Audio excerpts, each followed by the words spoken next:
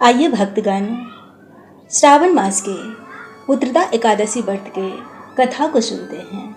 तो एक बार प्रेम से बोलो, लक्ष्मीपति विष्णु भगवान की जय। युधिष्ठिर ने पूछा, मधुसूदन, श्रावण मास के शुक्ल पक्ष में किस नाम की एकादशी होती है? कृपया मेरे सामने उसका वर्णन कीजिए। तब श्री कृष्ण बोले, राजन, प्राचीन काल की बात है। द्वापर युग के प्रारंभ का समय था। महिष्मतीपुर में राजा महिषजित अपने राज्य का पालन करते थे, किंतु उन्हें कोई पुत्र नहीं था। इसलिए वो राज उन्हें सुखदायक प्रतीत नहीं होता था। अपनी अवस्था अधिक देख राजा को बड़ी चिंता हुई। उन्होंने प्रजा वर्ग में बैठक कर इस प्रकार कहा, प्रजाजनों, इस जन्म में मुझसे कोई पातक नहीं हुआ है। मैंने अपने खजाने में अनन्य से कमाया हुआ धन नहीं जमा किया है। ब्राह्मणों और देवताओं का धन भी मैंने कभी नहीं लिया है। पुत्रवत प्रजा का पालन किया है। धर्म से पृथ्वी पर अधिकार जमाया है। दुष्टों को चाहे ये बंधु और पुत्र के समान ही क्यों न रहे हो, दंड दिया है। शिष्ट पुरुषों का सदा सम्मान किया है और किसी को द्वेष मात्र भी नहीं समझा है। फिर क्या कारण है जो मेरे घर में आज तक पुत्र उत्पन्न नहीं हुआ? आप लोग इसका विचार करें।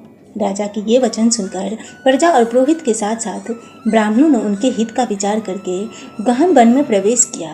राजा का कल्याण चाहने वाले वे सभी लोग इधर उधर घूमकर ऋषि सेवित आश्रमों की तलाश करने लगे। इतने में उन्हें मुनि श्रेष्ठ लोमस जी के दर्शन हुए। लोमस जी धर्म के तजज्ञ के संपूर्ण शास्त्रों के विशिष्ट विद्वान, दीर्घायु और महात्मा है। उनका शरीर लोम से भरा हुआ है। वे ब्रह्मा जी के समान तेजस्वी है। एक एक कल्प बीतने पर उनके शरीर का एक एक लोम विशीर्ण होता है, टूट कर गिरता है। इसीलिए उनका नाम लोमस हुआ है। वे महामुनि तीनों कालों की बातें जानते हैं। उन्हें देखकर सब लोग बड़ा हर्ष हुआ। लोग को अपने निकट आया देखकर लोमस जी ने पूछा, तुम सब लोग किस लिए यहाँ आए हो? अपने आगमन का कारण बताओ। तुम लोगों के लिए जो हितकर कार्य होगा उसे मैं अवश्य करूँगा।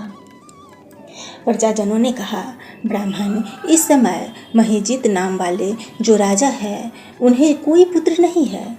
हम लोग उन्हीं की प्रजा है जिनका उन्होंने पुत्र की भांति पालन किया है। उन्हें पुत्रहीन देख उनके दुख से दुखी हो हम तपस्या करने का दृढ़ निश्चय करके यहाँ आए हैं। द्विजतम राजा के भाग्य से इस समय हमें आपका दर्शन मिला। महापुरुषों के दर्शन से ही मनुष्य के सब कार्य सिद्ध हो जाते हैं।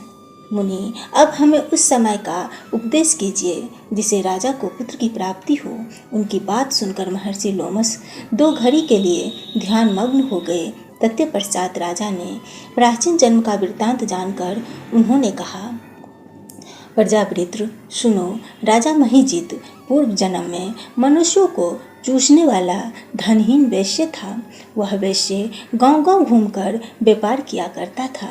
एक दिन ज्येष्ठ मास के शुक्ल पक्ष में 10वीं तिथि को जब दोपहर का सूर्य तप रहा था, वह किसी गांव की सीमा में एक जलाशय पर पहुंचा। पानी से भरी हुई बावड़ी देखकर वैश्य ने वहां जल पीने का विचार किया। इतने में वहां अपने बछड़े के साथ एक गौ भी पहुंची। वह प्यास से व्याकुल और तप रही थी, अतः बावड़ी में जाकर जल पीने लगी। वैश्य ने पानी पीने हुए गाय को हाँक कर दूर हटा दिया और स्वयं पानी पीने लगा। उसी पाप कर्म के कारण राजा इस समय पुत्रहीन हुए हैं। किसी जन्म के पूर्व से इन्हें निकष्ट राज की प्राप्ति हुई है। प्रजाजनों ने कहा, मुनि, पुराणों में उल्लेख है कि प्रायश्चित रूप पुण्य से पाप नष्ट हो जाते हैं। अतः ऐसे पुण्य कर्म का उपदेश कीजिए जिससे उस पाप का नाश हो जाए। लोमस जी बोले, प्रजाजनों, श्रवण मास के शुक्ल पक्ष में जो एकादशी होती है वह पुत्रदा के नाम से विख्यात है। वह मनोवांछित फल प्रदान करने वाली है। तुम लोग उसकी व्रत करो। यह सुनकर प्रजाजनों ने मुनि को नमस्कार किया और नगर में आकर विधिपूर्वक पुत्रदा एकादशी व्रत का अनुष्ठान किया। उन्होंने विधिपूर्वक जागरण भी किया और उसका निर्वन पूर्ण राजा को अर्पित कर दिया। तत्पश्चात रानी ने गर्भ धारण किया और प्रसव का समय आने पर बलवान पुत्र को जन्म दिया। इसका महत्व सुनकर मनुष्य पापों से मुक्त हो जाता है तथा इस लोक में सुख पाकर परम लोक में स्वर्ग गति को प्राप्त होता है। इसी के साथ पुत्रदा एकादशी व्रत की कथा समाप्त हुई। मिलते हैं हम आपसे